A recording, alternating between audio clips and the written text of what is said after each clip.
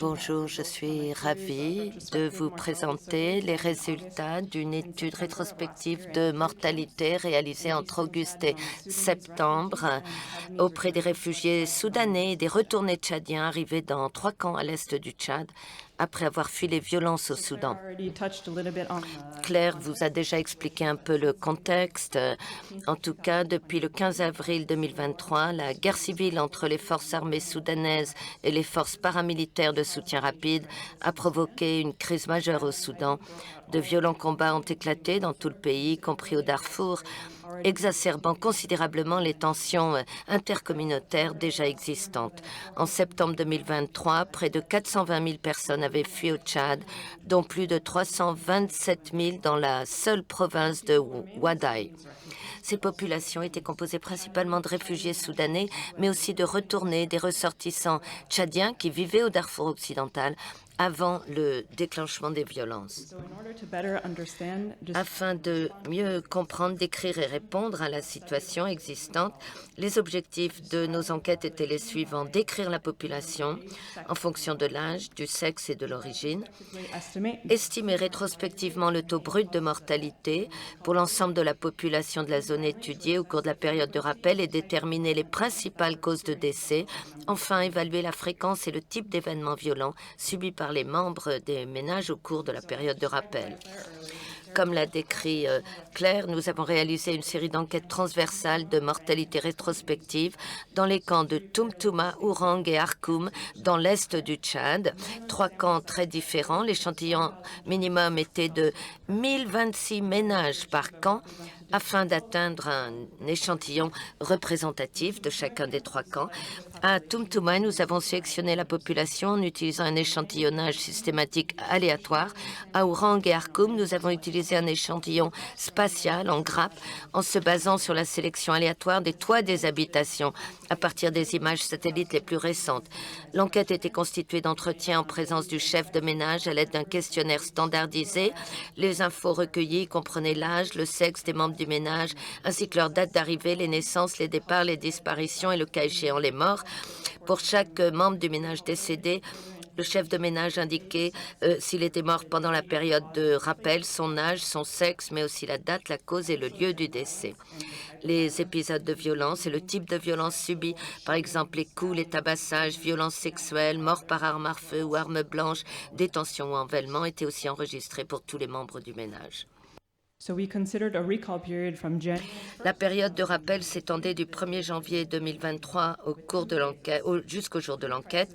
2 phases, la phase avant la crise, du 1er janvier au 14 mars 2023 pour Tumtuma et jusqu'au 14 avril pour les camps de Ourang et Arkoum. La phase de crise qui allait du 15 mars au jour de l'enquête pour Tumtuma et du 15 avril au jour de l'enquête pour les camps de Ourang et Arkoum. Pour le camp de Tumtuma et Arkoum, nous avons pris en compte une date de début de crise plus précoce, car des conflits intercommunautaires avaient déjà éclaté fin mars au Darfour occidental et déjà provoqué de nombreux déplacements vers l'est du Tchad. Les 3 enquêtes ont été réalisées entre août et septembre 2023. Plus de 1000 ménages ont été inclus dans chacun des 3 camps, avec une taille moyenne des ménages de 5,9 membres à Tumtuma et Ourang et 4,9 à Arkoum. Vous pouvez voir ici les pyramides des âges par sexe des ménages inclus pour chaque camp. Nous avons observé une nette sous-représentation des hommes dans la tranche d'âge 15-29 ans, avec un sexe ratio indiquant 6 à 7 hommes pour 10 femmes. Dans les camps de Tumtuma et Arkoum, des tendances similaires sont également observées pour les hommes âgés de 30 à 44 ans. Vous avez déjà vu cette carte. Claire vous l'a montré dans son introduction. Là, on a les villes et villages d'origine des ménages enquêtés, ainsi que l'emplacement des 3 camps.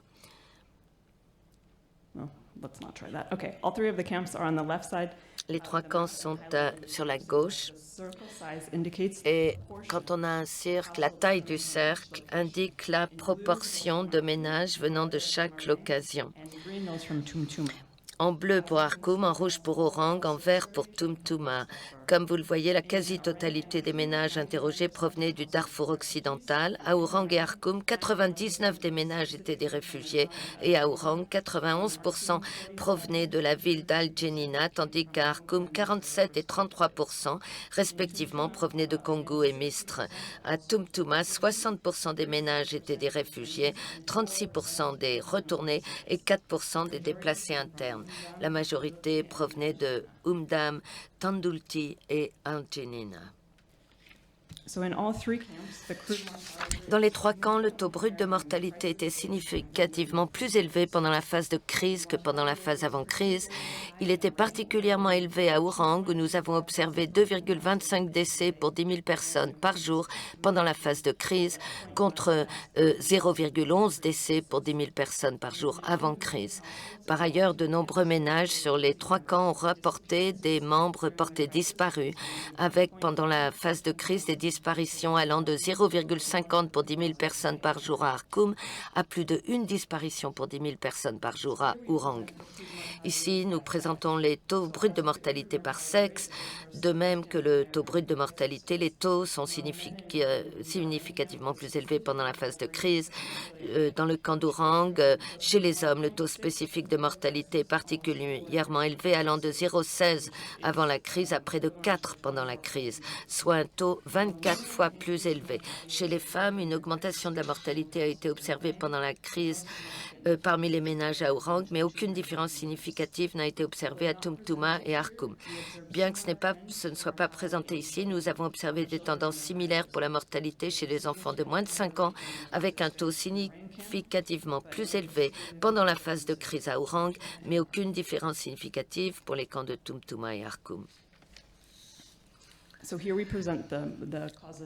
Là, ce sont les causes de décès. La violence, et plus spécifiquement par arme à feu, était la principale cause de décès dans les 3 camps. À Tumtuma et Orang, environ 80 des décès étaient liés à la violence, et ce chiffre était de 50% à Arkoum.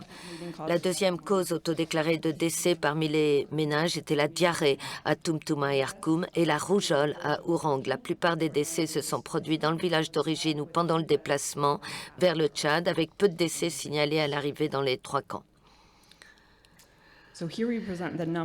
Ici, nous avons le nombre et le pourcentage de décès violents par groupe d'âge et par sexe dans chaque camp.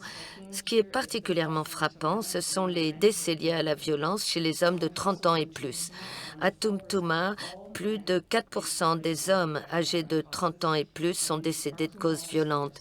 Et à Arkoum, près de 4% des décès des hommes de 30 à 44 ans sont liés à la violence.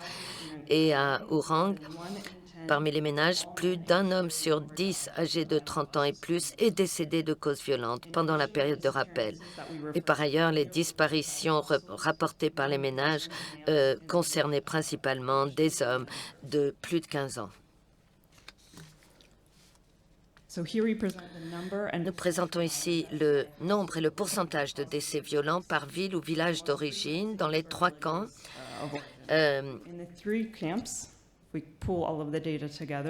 On a agrégé toutes les données. 2,4% des membres des ménages provenant de Al-Jenina sont décédés de causes violentes, soit environ 5 fois plus que dans les autres villes et villages d'origine.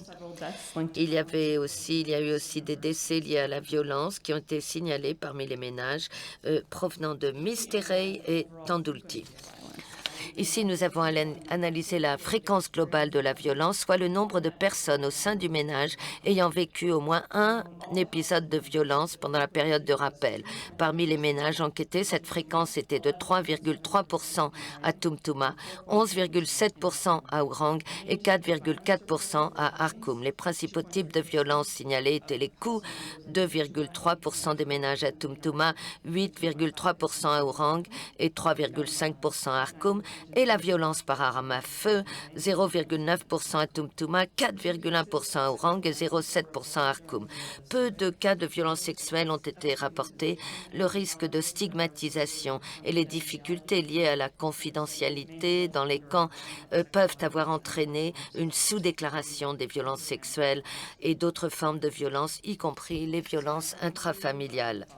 Nos conclusions sont les suivantes. Nous avons observé des taux de mortalité élevés, la plupart liés à la violence, avec un excès de mortalité parmi les hommes. Le taux brut de mortalité a plus que doublé à Tumtuma et a triplé à Arkum pendant la phase de crise. Les ménages à Ourang, principalement originaires d'El Geneina, semblent avoir été particulièrement affectés, avec un taux de mortalité 20 fois plus élevé qu'avant la crise. La mortalité est probablement sous-estimée en raison du biais de survie, c'est-à-dire que les ménages qui ont complètement disparu avant leur arrivée au camp ou lorsque des membres survivants rejoignent d'autres ménages ne sont pas représentés dans la population échantillonnée. Enfin, ces enquêtes n'étaient pas représentatives de tous les ménages ayant fui le Soudan, seulement ceux des 3 camps inclus pendant la période de l'enquête. Les populations ayant fui vers d'autres pays que le Tchad ou qui sont restées au Soudan ne sont pas décrites dans ces résultats. Les résultats de ces enquêtes montrent l'importance d'investiguer et de quantifier l'ampleur des violences subies par les populations. Des enquêtes de mortalité rétrospectives répétées combinées à la documentation de la destruction des villages et des déplacements de population permettent de mieux comprendre les dynamiques des conflits et d'adapter la réponse humanitaire. Merci de votre attention.